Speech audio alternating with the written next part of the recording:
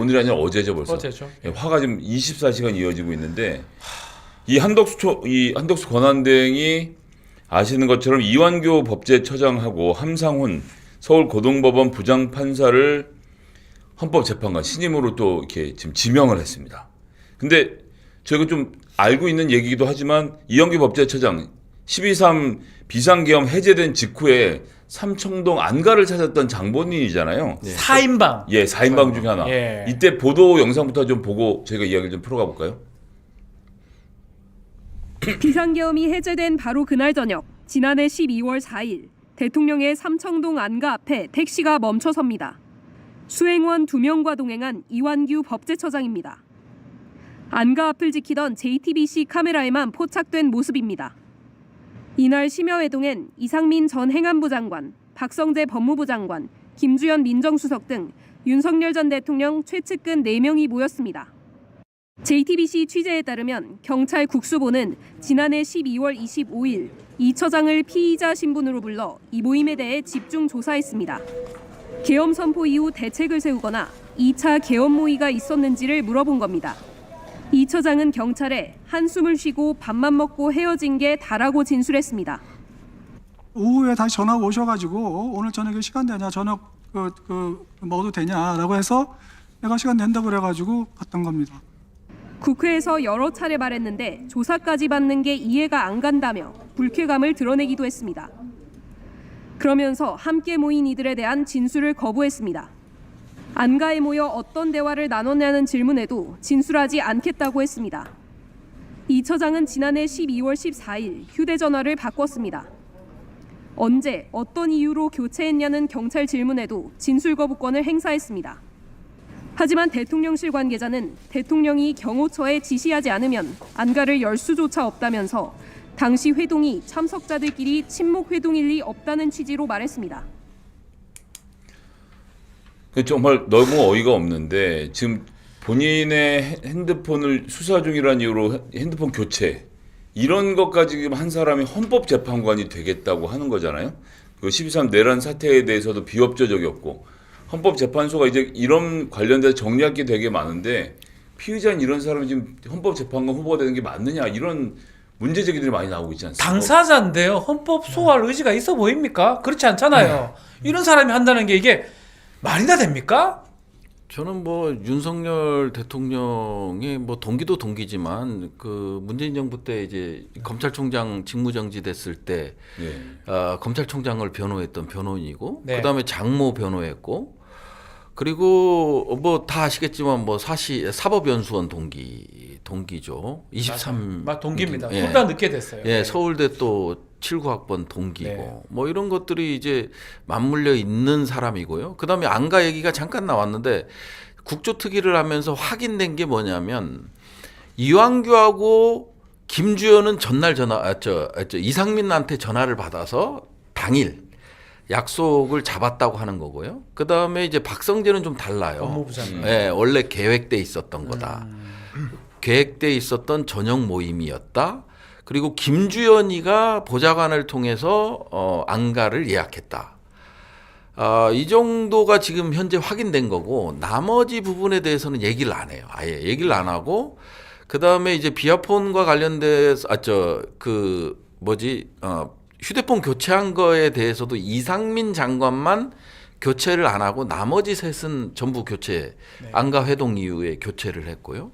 이건 누가 봐도 내란과 관련된 거라고 내란 혐의가 있다고 봐야죠. 그러다 보니까 이제 민주당에서 고발 조치 이 사인에 대한 고발 조치를 한 거예요. 그래서 내란 이게 공모하고 증거인멸과 관련된 부분에 대해서 고발 조치를 한 거거든요. 그렇기 때문에 이완규를 권한대행이 할 수 있느냐를 떠나서 헌법재판관으로 부적격한 건데 너무나 부적격합니다. 약간 우려스러운 거는 뭐냐면 우리가 이제 단순히 이런 인물을 헌법재판관에 둔 게 중요한 게 아니라 저는 기획을 하고 있다고 보여지는 거거든요. 이번에 한덕수가 얘기한 것 중 이 2명을 임명한 거는 윤석열의 앞으로의 형사재판과 관련된 헌법소원이라든지 위헌과 관련된 거라든지 이거를 또 헌재에서 핸들링할 수 있는 부분이 있고요.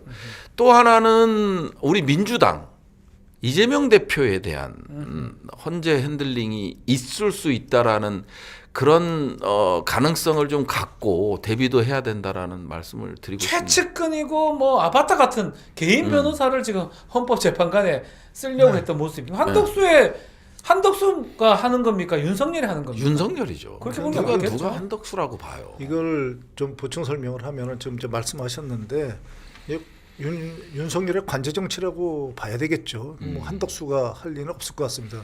불과 한덕수가 몇 달 전에 그 예민한 사항 이런 고도의 정치적 이런 것은 판단하지 않고 시행하지 않는 것이 맞다고 얘기했던 사람이거든요. 예. 그 뭐 한덕수 그 총리가 말을 갖다가 그렇게 가볍게 하는 스타일은 또 아니거든요. 네. 그러니까 미꾸라지처럼 빠져나가는 거죠. 근데 이걸 갖다가 본인이 강수를 뒀다 그렇게 강수를 둘 수 있는 그런 스타일이 아닌 거거든요. 그리고 저 이완규에 대해서도 저희가 좀 걱정해야 되는 게 이완규가 단순히 지금 말씀하시는 그런 부적격자이니까 더 나아갈 필요도 없지만 인격적으로 되게 문제 있는 사람이에요. 이게 검사와의 대화 때 보면 선민의식에 가득 찬 검찰주의자입니다. 이게 사실 그 검사와의 대화 말씀하시는 건 예전에 노무현 그렇습니다. 대통령 노무현 대통령 때 검찰개혁 예. 얘기할 때 그때 그 앞에 앉아있던 젊은 나왔었거든요. 검사 중에. 예.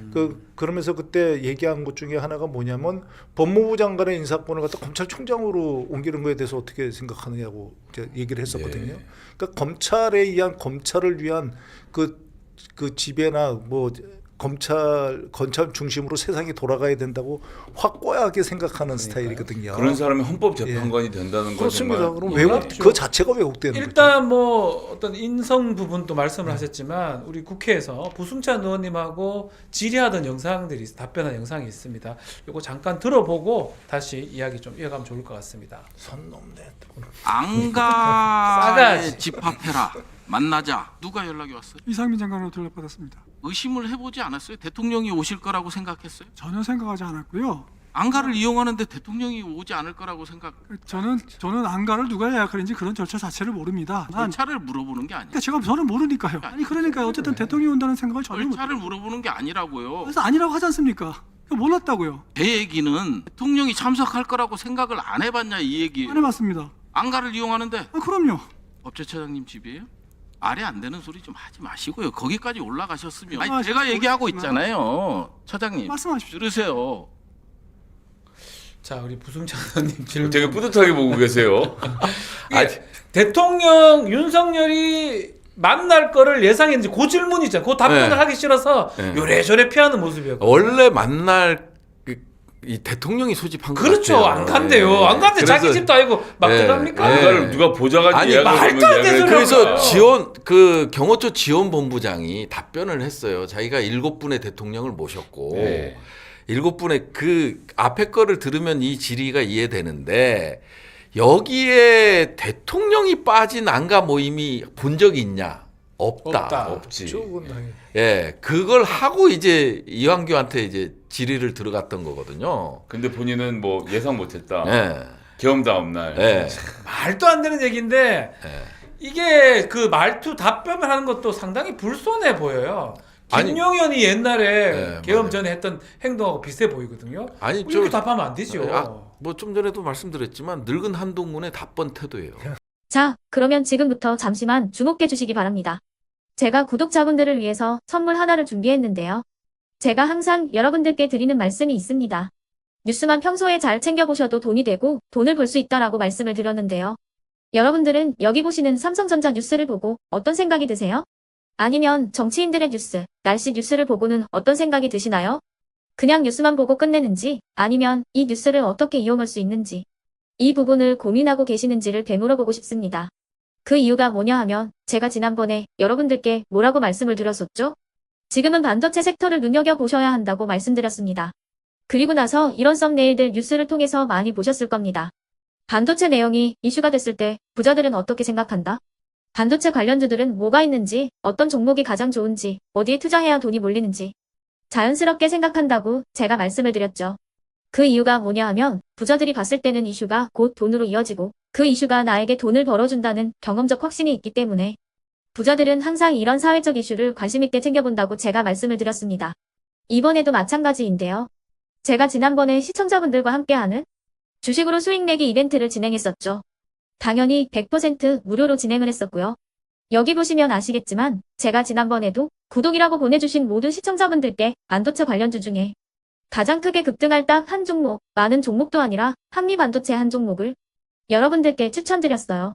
그러면서 여기 나와 있는 대로 정확히 얼마에 매수해야 하는지, 그리고 수익률이 어느 정도 나왔을 때 팔아야 하는지를, 이런 부분들까지 여러분들에게 정확히 알려드렸었는데 지금 실제로 어떻게 되었다? 오른쪽을 보시면 아시겠지만 제가 지난번 문자 발송으로 이 한미 반도체를 소개해드리고 나서 실제로 이렇게 5배 이상 어마무시한 상승이 나왔습니다. 100만 원만 투자를 했어도 무려 500만 원이 넘는 수익금이 생긴 거죠. 그래서 당시에도 굉장히 많은 분들이 제가 드린 이 한미 반도체로 수익을 내실 수가 있으셨을 텐데요. 다시 한번 축하드린다고 말씀을 드리겠고, 이번에도 마찬가지입니다. 앞으로도 2024년, 2025년 계속해서 기대해볼 섹터는 AI입니다. 그 중에서도 AI 반도체는 그 누구도 부정할 수 없는 미래 성장 산업입니다.